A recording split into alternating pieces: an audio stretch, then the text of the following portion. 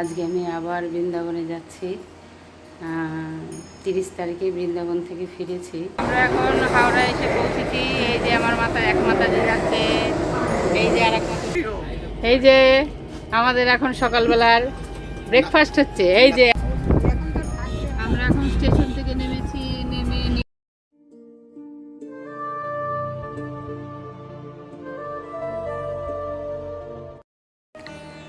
হরে কৃষ্ণ, সুপ্রভাত।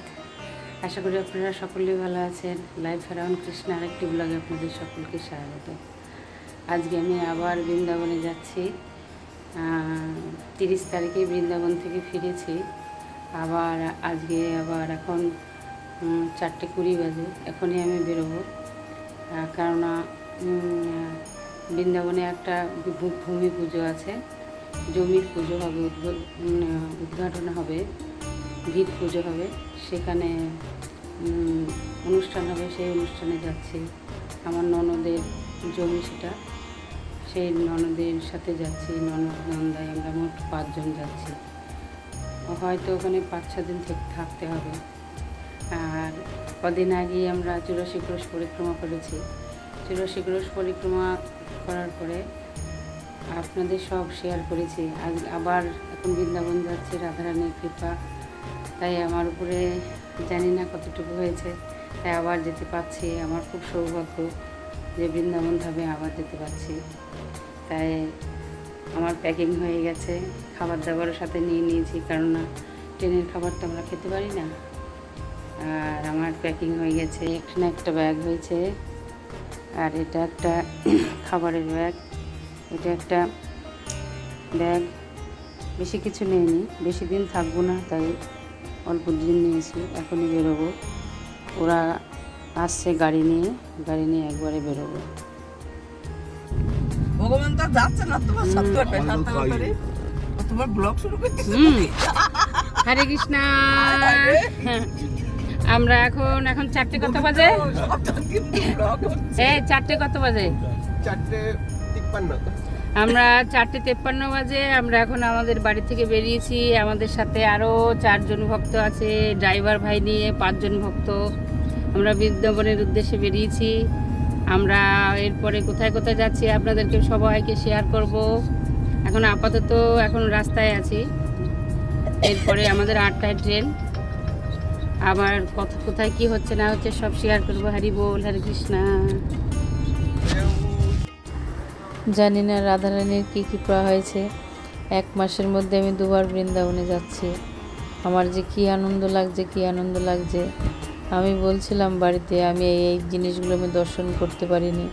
আমার খুব মন খারাপ লাগছিলো বাড়িতে এসে। কী স্থান, অনেক স্থান দর্শন করতে পারিনি সময়ের অভাবে। তাই বাড়িতে এসে আমি বলছিলাম, আমার মনের আশা পূর্ণ করলো। আমরা এখন হাওড়া এসে পৌঁছেছি।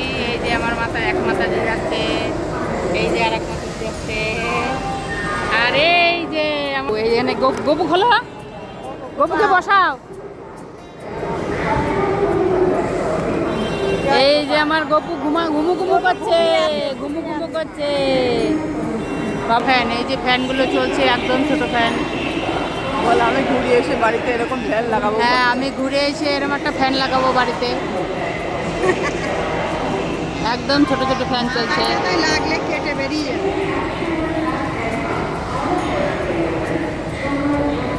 এখন ওয়েট করছি ট্রেনের জন্য। আমাদের 8:45 ট্রেন।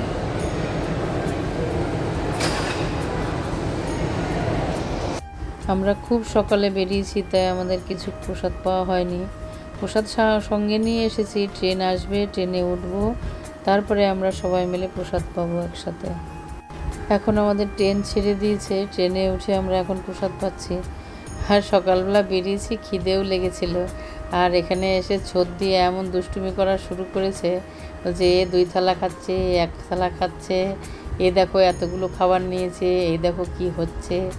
ওর সাথে বেড়াতে গেলে সত্যি খুবই আনন্দ লাগে। এত হাসায়, হাসতে হাসতে পেট ব্যথা হয়ে যায়। সব বাচ্চা ছেলে মেয়েদের মতন সব খাবার দাবার নিয়ে দুষ্টুমি চলছে। আর কি, একসাথে যাওয়ার মজাই আলাদা, সত্যি। অনেক দিন পর আজ সত্যির সাথে কোথাও একসাথে যাচ্ছি। সত্যি খুব মানুষকে প্রচুর আনন্দে রাখতে ভালোবাসে।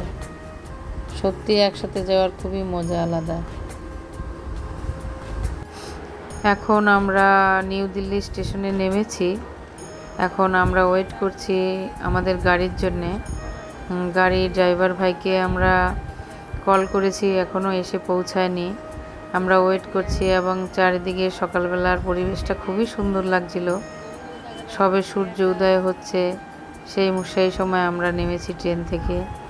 খুবই ভালো লাগছিল, আর একটা আনন্দ, অন্যরকম একটা আনন্দ লাগছিল যে অনেকগুলো অনুষ্ঠান একসাথে দেখতে পারবো। ভূমি পুজোর অনুষ্ঠান, আর আমি গতবার এসে বৃন্দাবনে যা যা দেখতে পারিনি, আশা করছি সেগুলো হয়তো দেখতে পারবো রাধারানীর কৃপা হলে। রাধারানীর কৃপা হয়েছে বলেই তো আসতে পেরেছি। অবশেষে আমাদের গাড়ি চলে এসেছে এবং মনের মধ্যে আলাদা একটা আনন্দ লাগছে। আমরা বৃন্দাবনের মাটিতে গিয়ে পা দিতে পারবো।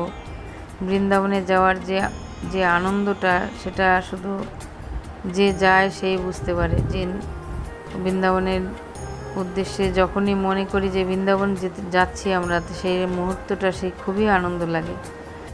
আগামী যে কয়দিন বৃন্দাবনে থাকবো, যা যা করব, আমরা যেখানে যেখানে দর্শন করব, আপনাদেরকেও সব দর্শন করাবো। আপনারাও আমাদের সাথে থাকুন।